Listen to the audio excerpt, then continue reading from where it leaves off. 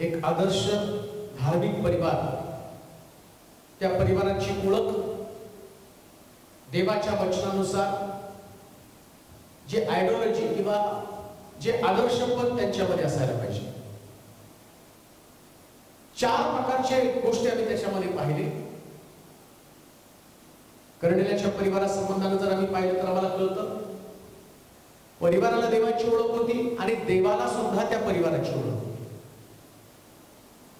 दुसऱ्या भागामध्ये आम्ही पाहिलं की परिवारातले लोक हे मध्यस्थी करणारे लोक आहेत. एकमेकासाठी त्यांच्याकडे मध्यस्थी पाहिजे. जर एकमेकासाठी तुम्ही मध्यस्थी केली ना तर तुमच्या परिवारामध्ये एक सलोखा राहणार, ऐक्य निर्माण होणार.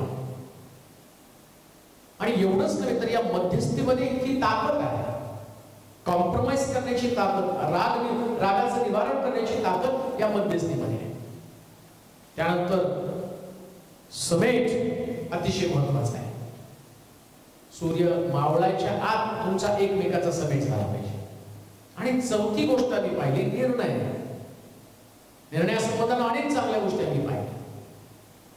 तुमचा एक निर्णय देवाला त्याच्या सिंहासनावरून तुमच्या कुटुंबासंबंधानं आशीर्वाद पाठवण्यासाठी भाग पाडतो. निर्णयामध्ये दैहिक आणि आत्मिक गोष्टी एकत्र राहू शकत नाही, हा तुमचा निर्णय असला पाहिजे.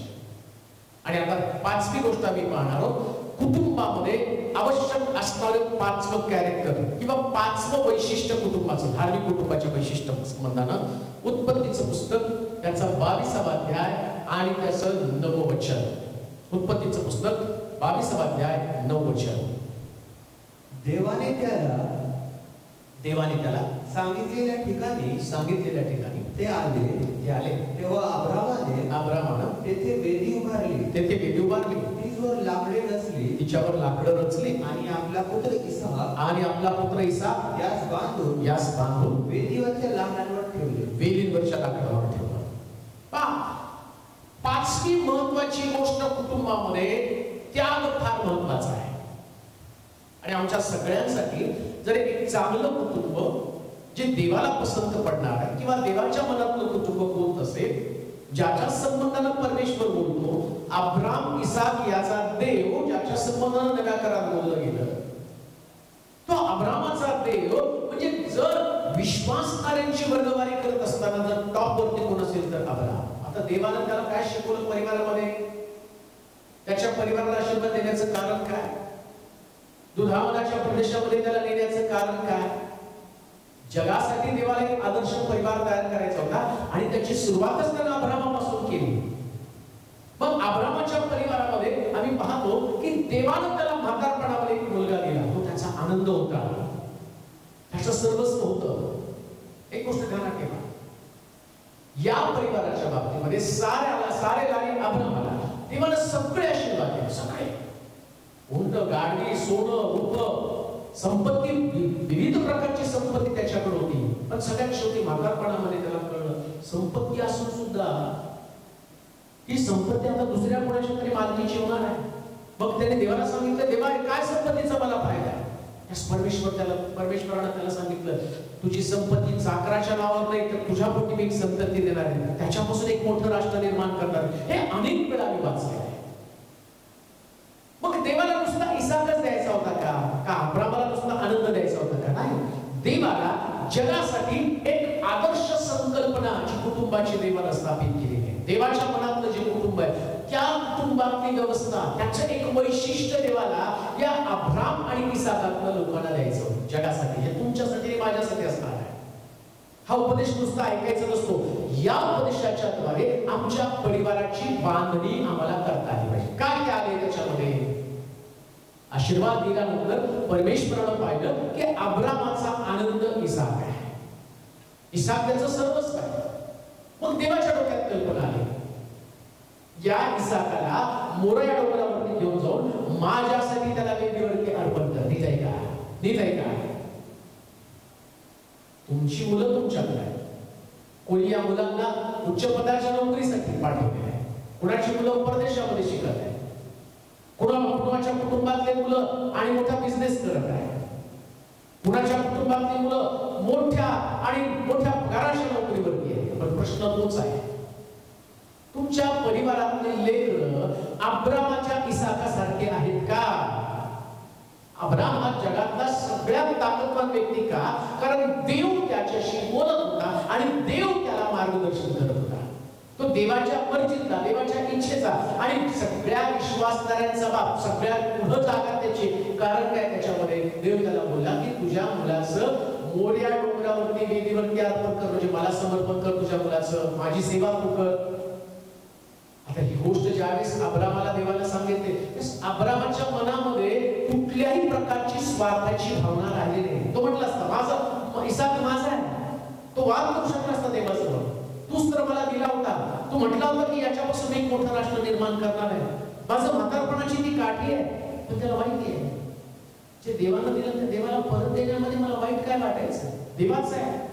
राहिला प्रश्न याच्यापासून एक मोठं राष्ट्र निर्माण करायचा, हा प्रश्न देव सोडवेल, त्यामध्ये मी कशाला हस्तक्षेप करेल? परंतु त्यानं तसं केलं नाही, कारण त्याला ठाऊक होतं सो मागणार आहे ना तो नेमकं त्याग शिकवत आहे आणि जगाला पण त्याला त्याग शिकवायचा होता. अब्राम इसाकाला वेदीवरती देण्यासाठी निघाला. ख्रिस्त सुद्धा पित्याच्या इच्छेप्रमाणे वधस्तंभावरच्या वेदीसाठी अर्पण करण्यासाठी निघाला. म्हणजे त्या बापानं इकडं अब्रामाला शिकवत असताना जगाला शिकवत होता, मी तुमचा मुलगा घेतला, तुमचं वेदीवरचं अर्पण तुम्ही तिथं टाकता, पण हे अर्पण काय आहे? या अर्पणासाठी जगासाठी आशीर्वाद आहे. कोणते आशीर्वाद? याच्यापासून मी एक मोठं राष्ट्र निर्माण करेल आणि ते राष्ट्र आशीर्वादित होईल. तसं देवानं सुद्धा आपला पुत्र हा जगाचं पाप हरण करणारा देवाचा होता. इसाकाच्या द्वारे जग आशीर्वादित कशासाठी? त्याग केल्यामुळं. तुमचा त्याग, तुमच्या परिवारामध्ये जर त्यागाची भावना असेल ना, तर नुसता तुमचा परिवार आशीर्वादित होणार नाही, तर तुमच्याद्वारे तुमचं राष्ट्र आशीर्वादित होणार. ही ताकद त्यागामध्ये. मग नुसता त्याग अब्रामाने केला का? नाही, अब्रामाने इसाकाला पण त्याग केला. त्याच्या बापाला तो विचारतो, बाबा लाकडं पण आहे, इंधन पण आहे, कुऱ्हाड पण सत्ती आहे, यज्ञ पशु कुठे आहे? सुरा पण बरोबर आहे, यज्ञ पशु कुठे आहे? म्हटलं देव पाहून दे. आणि ज्यावेळेस त्या मोऱ्या डोंगरावरती गेला, त्यानं दगड रचली आणि त्याच्यावरती इंधन ठेवलं आणि इकडं इसाकाला वेदीवरती बांधून तिथे त्याला अर्पण केलं. मग त्या मुलानं प्रश्न केला नाही, बाबा यज्ञ पशुच्या जागी मला नाही. त्याला माहिती होतं माझा बाप जर देवासाठी त्याग करत आहे ना, बाप माझा त्याग करत आहे, आता मी माझ्या बापासाठी स्वतःचा त्याग करत आहे. लक्षात घ्या, हा सुंदर आहे. कुटुंबातल्या प्रत्येक व्यक्तीनं एकमेकासाठी त्याग करायला शिकलं पाहिजे. तुम्ही एकमेकासाठी त्यागच करू शकला नाही तर कुटुंबाची व्यवस्था तर कशी राहणार आहे? काही वेळेस तुमच्या ज्या पसंती आहेत, तुमची जी आवड आहे, परंतु समजा लेकरांची आवड आई बापांची आवड नसेल तर लेकराने त्याग करायला शिकलं पाहिजे. आणि आई बापांची आवड ही लेकरांची आवड नसेल, त्यास आई बापांनी पण त्यांच्यासाठी त्याग करायला शिकलं पाहिजे. हे जे त्यागाचं जीवन आहे, हे जीवन तुम्हाला देवाच्या अधिक जवळ घेऊन जातं आणि देवाचा स्वभाव तुमच्यामध्ये येतो. देवाचा स्वभाव पण त्यागच आहे असं लिहिलंय पवित्र शास्त्रामध्ये. त्यानं आमच्यासाठी स्वर्ग त्यागला, त्यानं आमच्यासाठी स्वर्गातलं सुंदर असणारं जीवन त्यागलं आणि मानव रूप घेऊन या जगामध्ये तो आला. आम्ही त्याची लेकरं आहोत. मग आज प्रश्न तोच आहे, तुम्ही तुमच्या परिवारासाठी किती त्याग करत आहात, तुमच्या करिअरसाठी किती तुम्ही त्याग करत आहात? आणि त्याच्या पलीकडे जर मी तुम्हाला विचारत असेल, अशीच मी तुम्हाला सांगेन, तुमचे लेकर चांगलं शिक्षण घेतात, काही उच्च पदावरती, काही परदेशामध्ये नोकरी करत आहेत, याच्यात तुमचा त्याग नाही, याच्यामध्ये तुमचा स्वार्थ आहे. परंतु तुमची लेकर देवाच्या मंदिरामध्ये काम करत आहे तर यात तुमचा त्याग आहे. देवाचं काम ते करत आहे, शिक्षण घेत आहे, शिक्षणाला वेळ देत आहे, शिक्षणापेक्षा अजून देवाच्या मंदिरामध्ये पण ते काम करते. कोणी वाजवत असेल, कोणी गात असेल, कोणी प्रभूची सेवा करत असेल, कोणी ट्रॅक्स डिस्ट्रीब्युशन करत असेल, कोणी सुवार्तेला बाहेर पडत असेल. तुम्ही जर नुसतं तुमच्या घरामध्ये बसून, तुमच्या परिवारामध्ये बसून आणि नुसतं ख्याली खुशालीचं जीवन जगत असाल, तुमच्या संध्याकाळचा वेळ जर देवाच्या सेवेसाठी खर्च करत असाल तर या त्यागाचं प्रतिफल देव नक्कीच तुम्हाला देणार आहे. ह्याच्यानं तुमचं कुटुंब धार्मिक कुटुंब बनणार. या कुटुंबाचं ज्या मंडळीमध्ये त्याग करणारे लोक आहेत ती मंडळी आशीर्वादित आहे. पण त्या लोकांना मध्ये त्यागाची भावना असते पाहिजे. अब्रामाला, इसाकाला वेदीवरती त्यागलं, वेदीवरती त्याला अर्पण केलं आणि काय दिलं त्या ठिकाणामध्ये त्यागाचं, आणि त्याला आशीर्वाद कोणता मिळाला? इकडून पाठीमागून वाणी सुडा. अब्राम इसाकाच्या घरड्याजवळ त्याच्या गळ्याजवळ येत असताना वाणी काय झाली? अब्राम आपला हात आवर पा इसाकाच्या जागी काटेरी झुडपामध्ये एक वेडका अडकलेला आहे, त्याला सोडून घे आणि त्या वेदीवरती अर्पण कर, कारण देवानं तुझा त्याग पाहिलेला आहे. देवानं तुझा त्याग पाहिलेला आहे. ज्या परिवारामध्ये त्याग आहे ना त्या परिवारामध्ये सुटका आहे. अन्यथा त्या परिवारातले लोक बंधनामध्ये अडकून पडणार. स्वार्थ एक प्रकारचं बंधन आहे, आणि ज्यावेळेस तो स्वार्थ तुमच्यामध्ये येतो ना, परिवारामध्ये ईर्ष्या निर्माण होते, परिवारामध्ये द्वेष निर्माण होतो, परिवारामध्ये वादविवाद निर्माण होतो, आणि परिवाराची व्यवस्था कोलमडली जाते, एकमेकांसंबंधाने स्पर्धा निर्माण होते. काय घडलं याकोबाच्या बाबतीमध्ये? त्याच्या डोक्यामध्ये फक्त ज्येष्ठपण होतं. इसाकाचा वाटा मला पाहिजे. ज्येष्ठपण म्हणजे नेमकं काय? सगळं त्याला दुप्पट पाहिजे होतं. मोठ्या मुलाचा भाग त्याला पाहिजे होता, आला शेवटी, पण त्याला तो हक्क पाहिजे होता, त्याला तो भाग पाहिजे होता, आणि मग त्याला फसवून तो हक्क मिळवला. आता देवाची योजना त्याच्यामध्ये होती, आपल्याला माहितीये की लहान मोठा आहे तो धाकट्याची सेवा करेल, परंतु त्याच्या मनात ईर्ष्या होतीच ना. मला मोठे ज्येष्ठपण मिळालं पाहिजे, ज्येष्ठपण मिळालं पाहिजे, ज्येष्ठपण मिळालं पाहिजे. त्याचा परिणाम काय झाला? हात गेला, त्याचं गाव सोडावं लागलं, त्याचं घर, त्याचं कुटुंब, त्याची आई सगळ्याला सोडून त्याला दुसरीकडे जाऊन राहावं लागलं. परिणाम काय झाला? तिथं 7-7 वर्ष तिकडे चाकरी करावी लागली, राहायला पाहिजे, दिली गेली. आणि मग आम्ही पाहतो तो डिस्टर्ब झाला. 21 वर्ष त्याने सेवा चाकरी केली, 21 वर्ष कष्टाचे निघून गेले, तारुण्य निघून गेलं, कष्ट करावं लागलं. ज्या परिवारामध्ये त्यागाची भावना नाही तो परिवार संकटामध्ये सापडतो. तुमच्या परिवाराला संकटापासून वाचणं फार गरजेचं आहे. त्यागाची भावना जपा, एकमेकांसाठी त्याग करा. आदर्श धार्मिक कुटुंब त्यांच्यामध्ये त्याग ठासून भरलेला असतो. इसाक वेदीवरती पडला, त्याला वाटलं माझ्या बापाची इच्छा आहे ना, मी वेदीवरती मरावं. अब्रामाला वाटलं देवाची इच्छा आहे, माझं जे प्रिय, मला जे आवडतं, माझं म्हातारपणाचं, माझं एकुलता आहे तो त्या वेदीवरती असावा. त्यानं पण कुरकुर केली नाही, त्यानं आपल्या पत्नीला पण सांगितलं नाही. लक्षात घ्या अजून एक गोष्ट, त्याग करताना कोणाला सांगायचं नसतं बरं का तुमचा त्याग. ज्यास तुम्ही एखाद्या गोष्टीचा त्याग करताना, दुसऱ्या भाषेमध्ये म्हणजे असं म्हणेल, तुम्ही एखादी गोष्ट जी तुम्हाला आवडती ती देवाला देताना त्याच्याबद्दलची दवंडी पिटवू नका. अब्राम जाताना त्यानं साऱ्याला सांगितलं नाही आज मी इसाकाचा त्याग करण्यासाठी जात आहे, त्याला वेदीवरती अर्पण करण्यासाठी जात आहे. त्याला माहितीये हे माझं कर्तव्य आहे. त्याग हे तुमचं कर्तव्य असलं पाहिजे. त्याग म्हणजे तुमचा, आणि तुम्ही फार कोणती तरी मोठी गोष्ट करता असं समजू नका, कारण देवानं आपल्या पुत्राचा त्याग केला, त्यापुढे तुमचा त्याग सामान्य आहे. एखादी तुमची सवय, एखादं तुम्हाला जी प्रिय वस्तू, एखादी गोष्ट तुम्हाला आवडते ना, या त्यागापुढं येशूनं केलेला त्याग, देवानं केलेला त्याग हा अतिशय सामान्य त्याग आहे. म्हणून तुमच्या त्यागाची दौडी पण पेटू नका. अब्रामाला ती दौडी पेटवली नाही, भल्या पहाटे तो त्याग करण्यासाठी निघाला. मनुष्य पहाटे कधी उठतो माहिती का? त्याच्यामध्ये एक्साइटमेंट असते, काहीतरी करण्याची धमक असते ना, त्यावेळेस तो पहाटे उठतो. आणि एखादी गोष्ट त्याला टाळायची असेल ना तर तो लवकर उठत नाही. अब्रामाला ती गोष्ट एक्साइटिंगली करायची होती, तो उत्तेजित होता त्याग करण्यासाठी. देवाच्या लोकांना, परिवार, कुटुंब या नात्यानं मी तुम्हाला एक गोष्ट सांगू इच्छितो, एकमेकासाठी त्याग करण्यासाठी नेहमी एक्साइटेड असा. ते करायचं म्हणून करू नका, देवाची मर्जी समजून करा, आणि त्या मर्जीमध्ये फार मोठे आशीर्वाद आहे. इसाकानं त्याग केला आणि परमेश्वर म्हटला याच्यापासून मी मोठं राष्ट्र निर्माण करेन. आशीर्वादित राष्ट्र निर्माण केलं, इस्रायल राष्ट्र निर्माण झालं. लक्षात घ्या, तुमच्या त्यागामध्ये फार मोठे आशीर्वाद लपलेले आहेत. ज्यास परिवार त्याग करायला सुरुवात करतो, आपल्या वेळेचा, आपल्या पैशाचा, आपल्या समयाचा, आपल्या लेकरांचा, आपल्या करिअरचा, आपल्या विचारांचा, आपल्या चांगल्या गोष्टीचा ज्यास त्याग करतो ना, त्यास देव मोठे आशीर्वाद त्यांच्या परिवाराला देतो. मोठे आशीर्वाद घ्या. इसाकाला त्यानं घेतलं, त्यागलं, परत आपल्या हातामध्ये घेतलं. तुमचा त्याग कधी वाया जात नाही.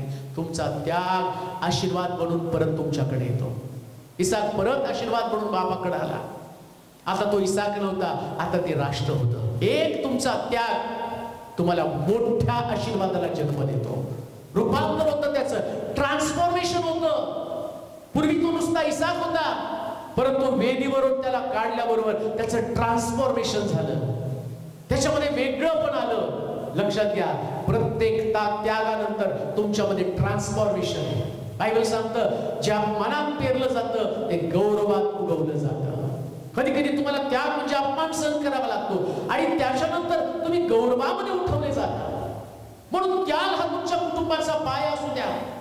ज्या परिवारामध्ये त्याग नाही, ज्या परिवारामध्ये स्वार्थी लोक आहेत, ते स्वतःसाठी जगतात, त्यांना स्वतःसाठी जगायला आवडतं. माझी काळजी केली पाहिजे, माझ्याकडे लक्ष दिलं गेलं पाहिजे, मला याच्यामध्ये आनंद वाटतो, माझंच सगळ्यांनी ऐकलं पाहिजे, मलाच सगळ्यांनी लक्ष दिलं पाहिजे. त्या परिवारामधले लोक धार्मिक लोक नाही, ते स्वार्थी लोक आहेत. आणि देवाला स्वार्थी लोक आवडत नाही. आम्ही स्वार्थी नव्हे तर त्यागी बनलं पाहिजे प्रिया. आणि ज्यांनी पवित्र शास्त्रामध्ये त्याग केलेला आहे, बस या उत्पत्तीचं पुस्तक 33 अध्याय 8 पासून 11 पर्यंतची या याकोबाचं ट्रान्सफॉर्मेशन आपण पाहूया. किती सुंदर त्याचं ट्रान्सफॉर्मेशन, त्याचा बदल झालेला आहे. उत्पत्तीचं पुस्तक 33 अध्याय 8 पासून 11 पर्यंतची वचनं. मग त्याने म्हटलं, मला तुझा हा सर्व तांडा भेटला. तो कशाला? तो म्हणाला, माझ्या स्वामीची कृपादृष्टी व्हावी म्हणून. एसाव म्हणाला, माझ्यापाशी विपुल आहे. माझ्या बंधू तुझे तुलाच राहू दे. याकोब म्हणाला, नाही, आपली माझ्यावर कृपादृष्टी झाली असेल तर माझ्या हाताची एवढी भेट घ्याच. कारण आपले दर्शन मला झाले. हे जणू काय देवाच्या दर्शनासारखे आहे. आणि आपण मजवर संतुष्ट झाला आहात. तर आपल्यासाठी आणलेली ही माझी भेट घ्या. कारण देवानं माझ्यावर कृपादृष्टी केल्यामुळे मला सर्व काही आहे. त्याने त्याला आग्रह केला. त्याने ती भेट घेतली.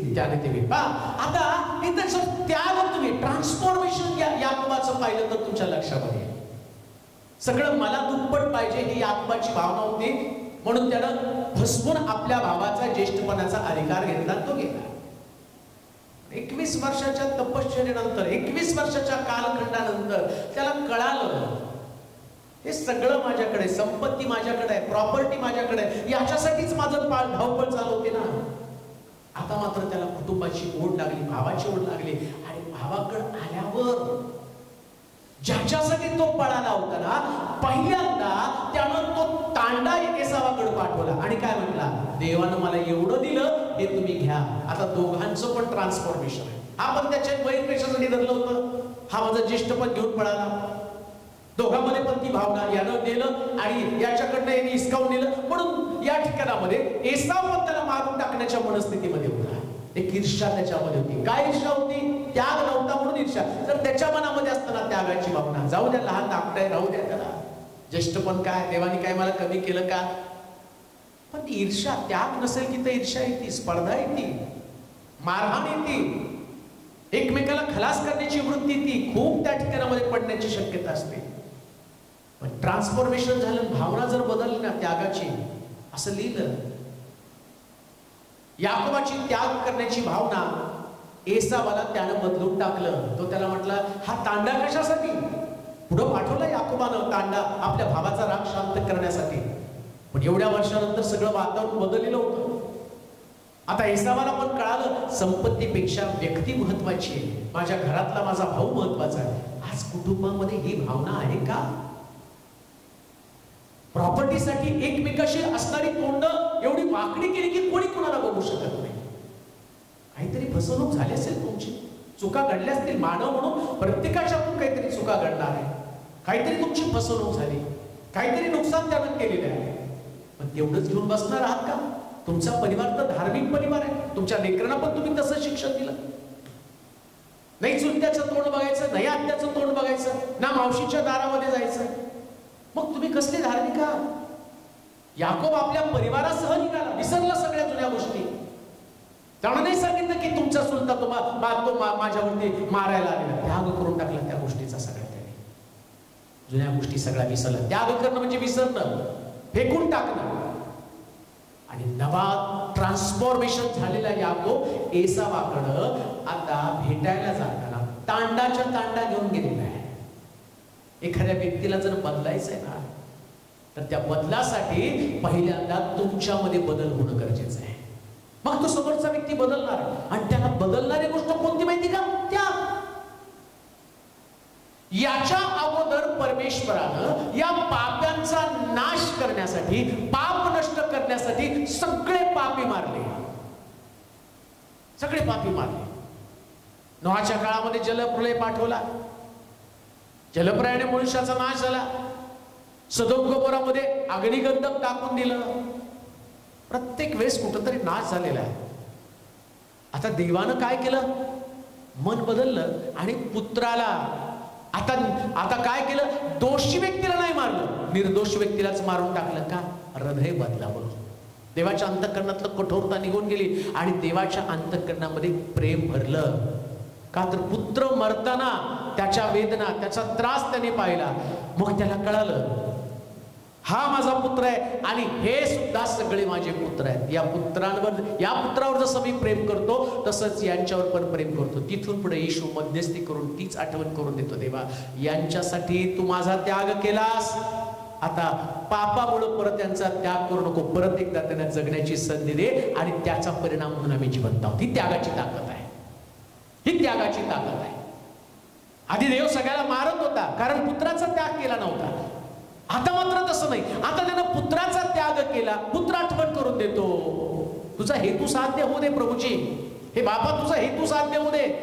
माझा त्याग केला ना, मी पुत्र असताना वधस्तंभावरती अर्पण झालो ना, मग त्या अर्पण व्यर्थ जाऊ नये म्हणून आता तू या त्यागासाठी या लोकांचा त्याग करू नको, त्यांना जगण्याची संधी दे. मग मी तुम्हाला आज वचन सांगत आहे आणि तुम्ही वचन ऐकत आहात. कारण काय माहिती का? प्रभूनं केलेला त्याग, येशूनं केलेला त्याग, या त्यागाच्या मुळे तुमची आणि माझी सुरक्षा आहे. हेच महत्वाचं आहे. आणि इकडं आम्ही पाहतो या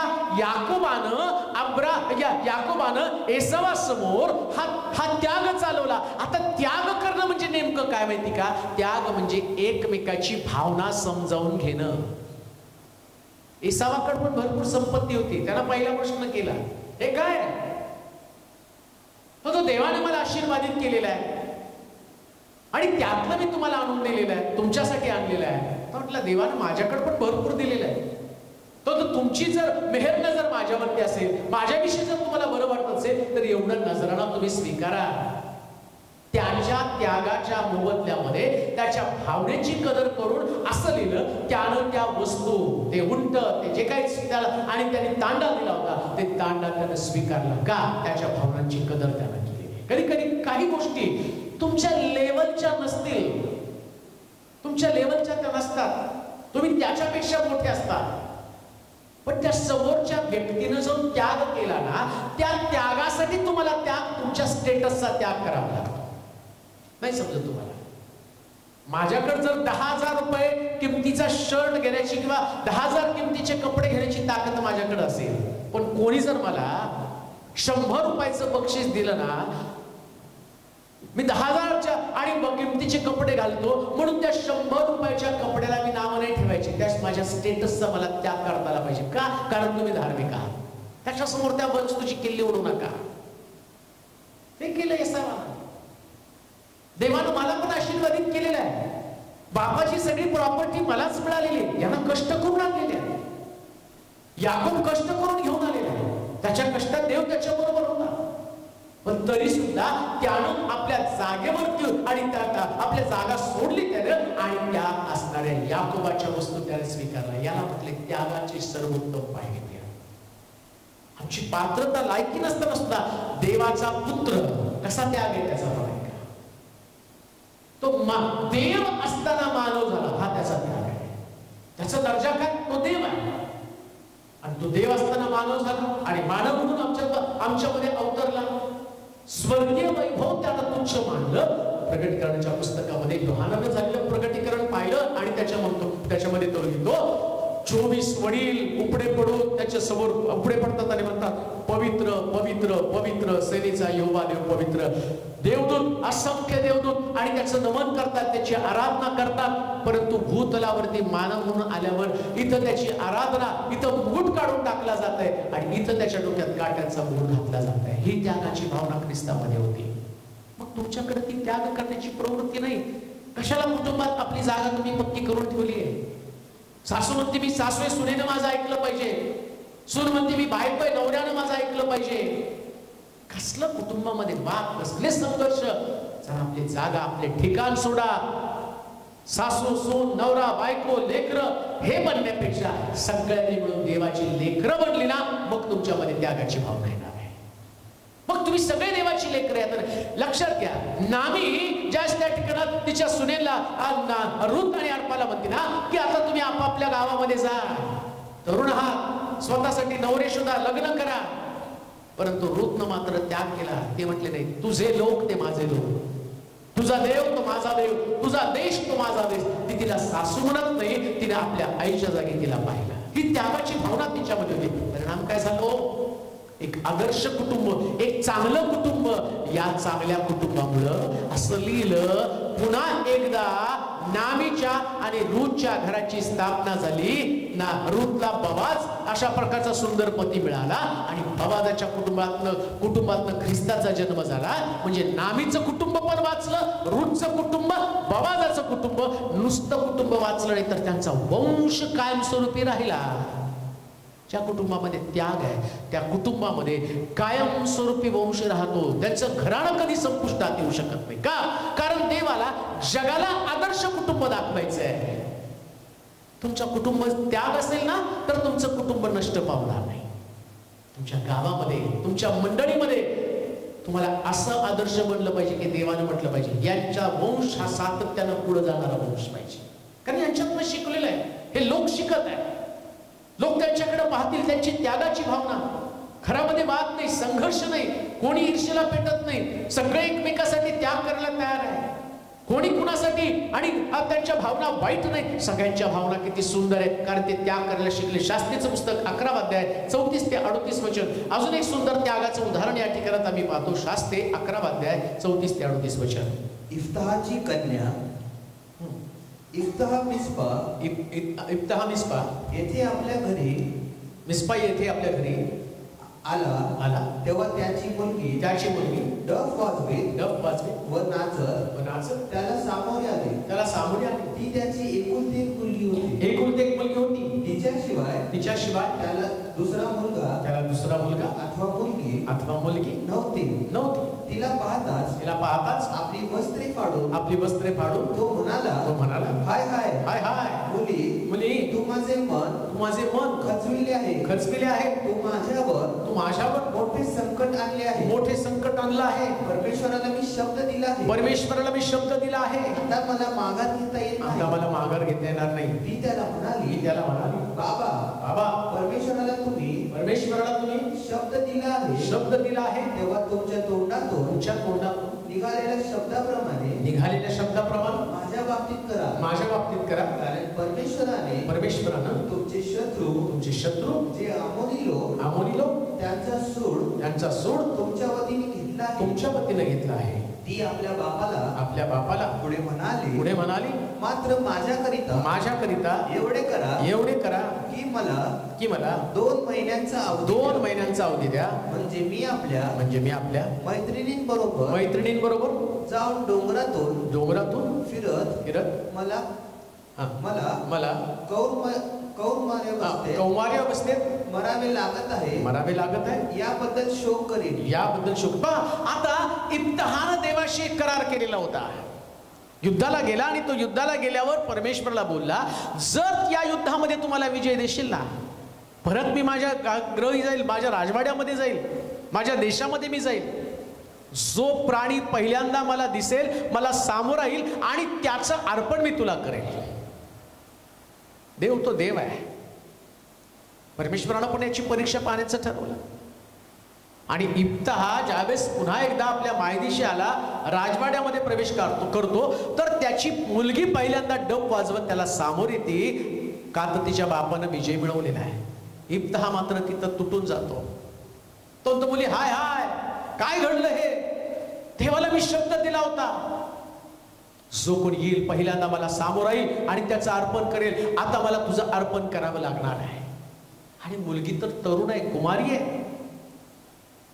आता तिथं एक गोष्ट आत्ताच्या काळामध्ये जर विचार केला तर तुमच्या लक्षात येईल, ती मुलगी म्हणेल तो संबंध देवाचा तुमचा आहे, माझा देवाशी काय संबंध आहे? माझं जीवन माझं आहे, माझं तरुण पण माझं आहे.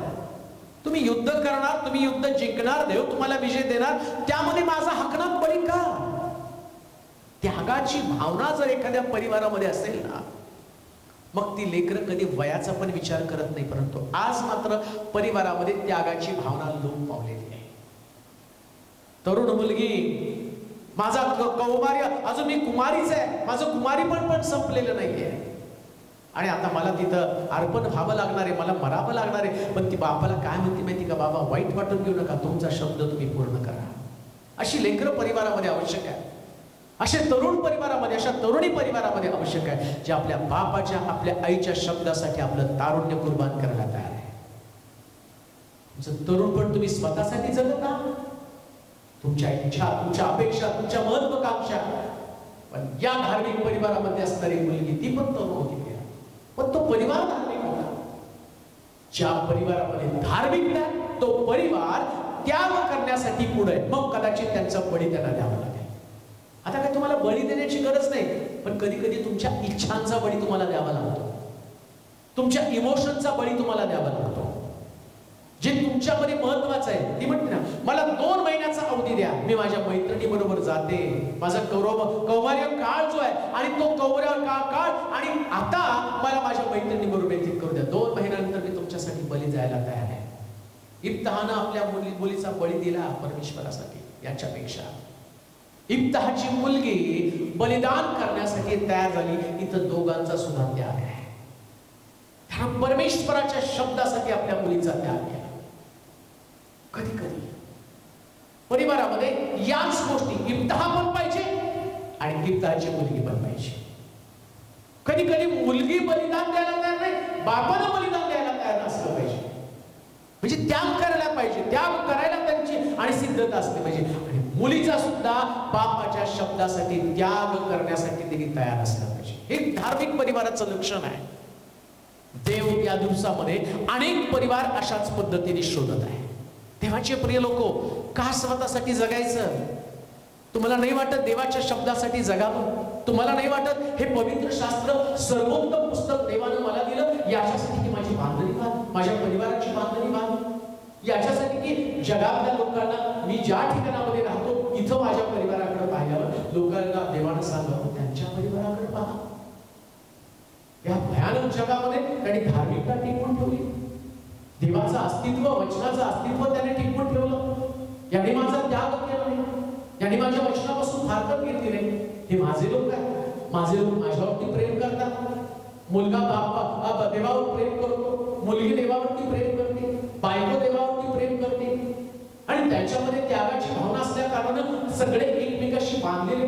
एक विजन आहे, एक दृष्टिकोन आहे, एकाच नावेमध्ये बसून निघालेले.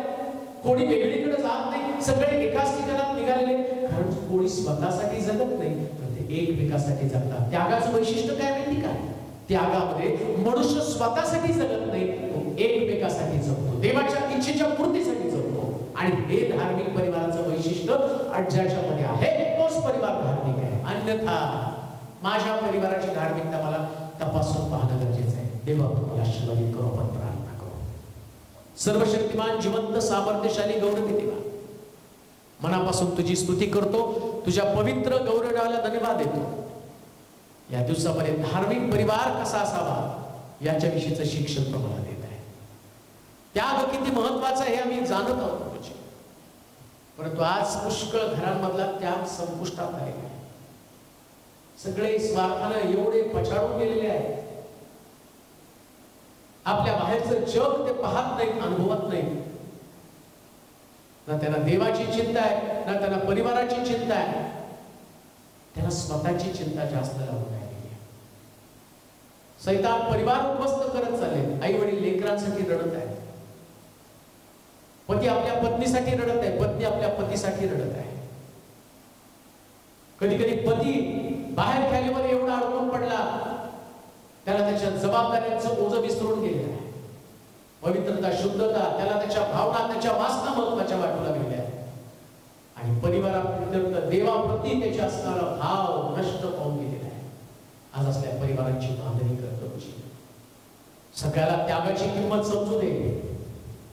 देवानं ज्याप्रमाणे पुत्राचा त्याग करून आपल्या एकुलत्या एक पुत्राचं बलिदान वधस्तंभावरती दिलं आणि पुत्र देखील बलिदान म्हणून त्या देवाला त्यानं संतुष्ट केलं, तशा भावना प्रत्येकामध्ये वाढीस लागू दे. कधी बाद येतो तुझी स्तुती करो. अंतिम दिवसामध्ये तुझ्या लोकांची बांधणी कर आणि प्रत्येक परिवारामध्ये त्याग वाढीस लागू दे.